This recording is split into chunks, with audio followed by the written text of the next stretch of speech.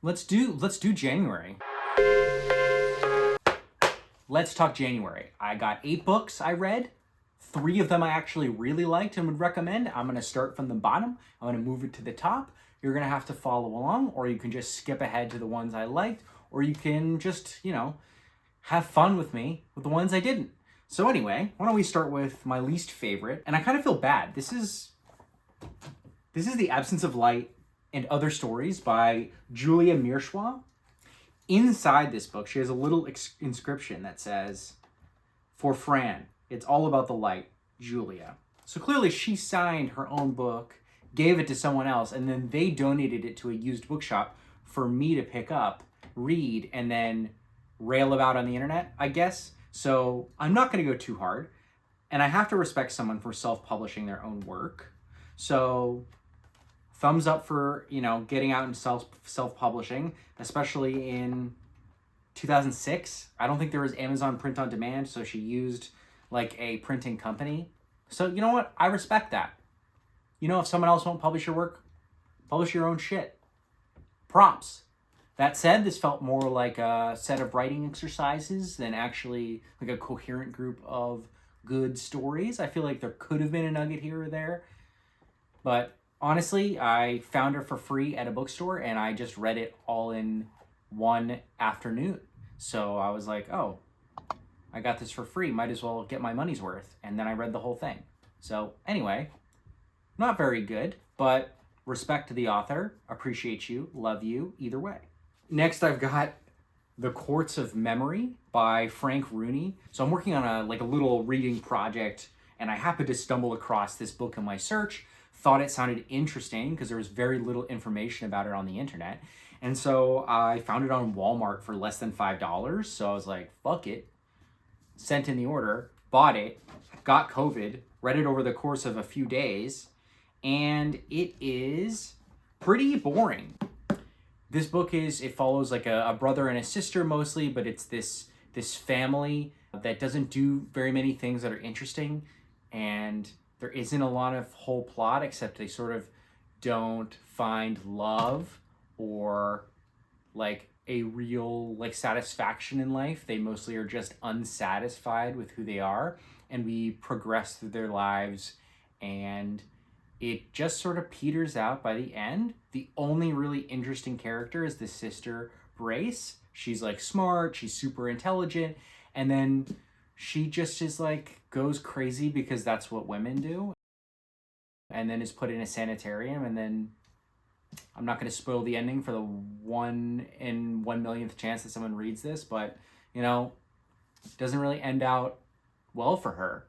And this was a 600-page tome of time that I read, and I sort of started reading it, and it was like watching Friends in the background.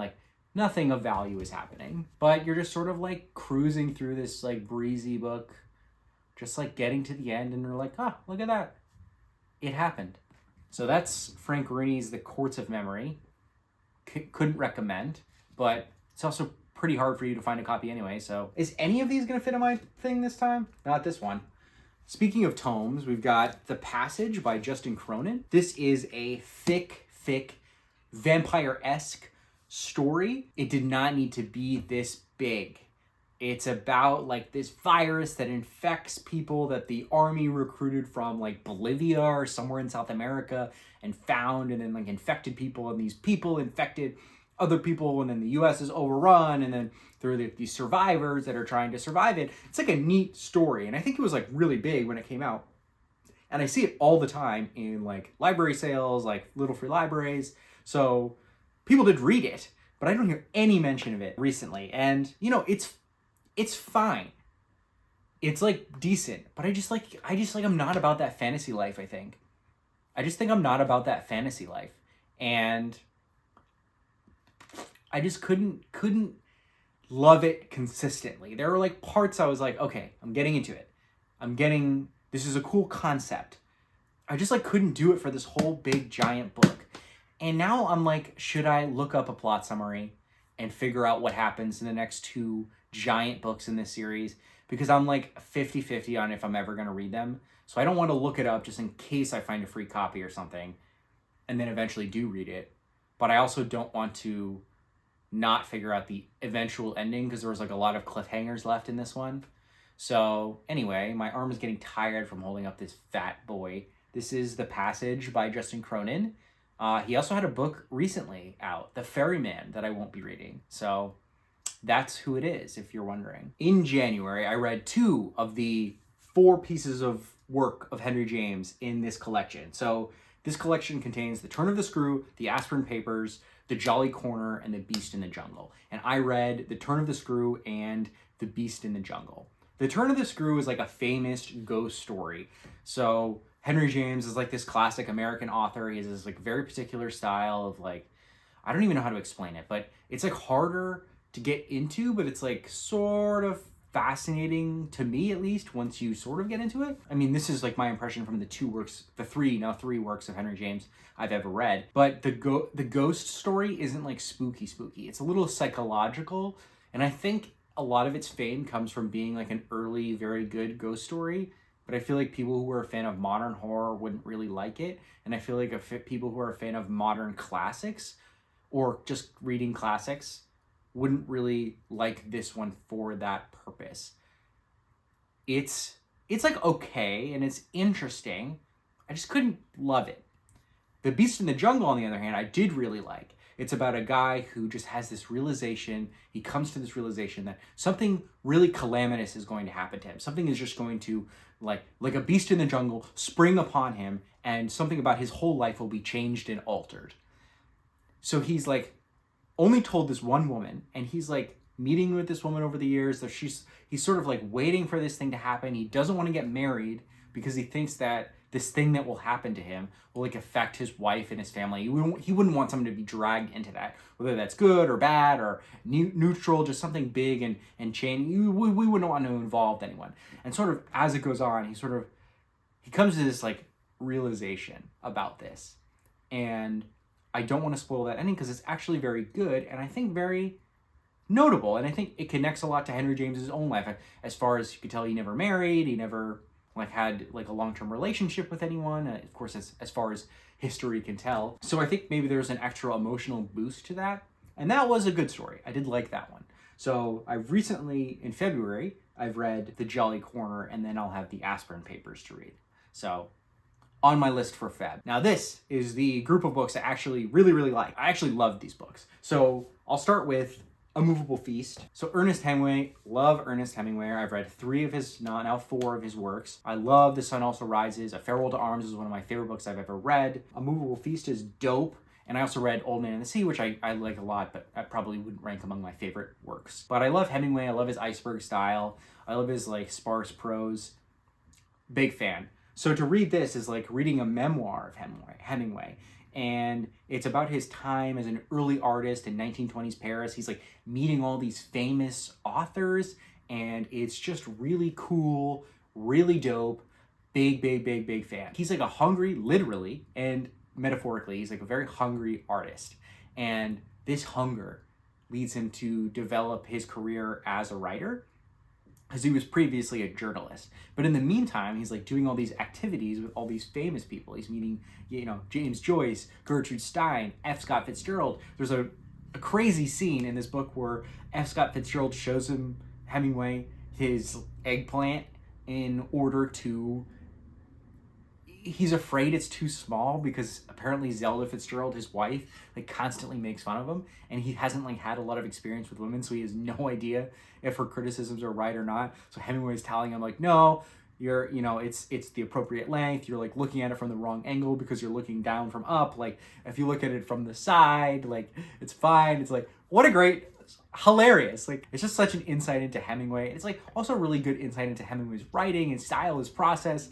It's like there's one line about like he always starts a story with one true sentence, and he would work all morning on like formulating a paragraph. But as long as you have like one true sentence, you can flow from there. And I'm like, that is good advice, actually. I like that. Really cool, really short as well. Like this is a tiny little book. It took me a plane ride to read, so do recommend. Toni Morrison is the queen of the gut punch. The Bluest Eye follows Pekkala mostly. but it also follows a community of people. I've now read 3 works by Toni Morrison, and she does this in all 3 of them. She sort of looks at more than just like a single character and following them, but she follows like different members of a community and sort of helps you learn about where they come from and how they developed and what the function of society has led them to this point. But this is a very dark novel about a girl who is abused, neglected. Much more horrible things happen to her. Definitely, if you were sensitive to like normal triggers, like look into this, obviously. But she does it in such a fantastically written way. Like the prose, the language, the style, the format, the gradual unraveling of all of these people to create this community is just so well done. Each character, even if talked about in brief, is like rich. This was definitely like a very painful book and very sad book to read. It definitely like leaves your heart in a little bit of a lurch upon finishing it, but really a necessary read. Pretty blatant theme about, she just, wants to be beautiful by white beauty standards, and that's just not something that's accessible to Black people, obviously. So that whole story comes together to mesh this unfortunate, sad story of evil and abuse and suffering. We have The Peregrine by J.A. Baker. Get out of here, cat hair. So The Peregrine is a book about a man who is walking through his little nearby English countryside, and he is stalking these 2 to 3 peregrine falcons every day. So it's a very cyclical pattern of him walking, finding where the peregrine falcons are, watching them in their behaviors as they, sit, roost, search, hunt, kill, eat, clean, roost. And this cycle of watching these peregrines seems like it could be boring as nothing develops, but he uses such beautiful, gorgeous language to describe this process that I was blown away by the language. It definitely borders on almost too purpley, but I don't think it ever crosses that ledge. It's like a poetry of a book, and it's nonfiction, it's nature writing. I haven't read a lot of nature writing, but I feel like I'm already setting myself for disappointment when I read any others, because this was just so beautiful, so gorgeous, so specific that can it be done? It's also an NYRB book. I love the NYRB collection, so really hoping to read all of them over the course of my life, but we'll see how that goes. They keep coming out with new ones, so I'm constantly running behind. But that's my January.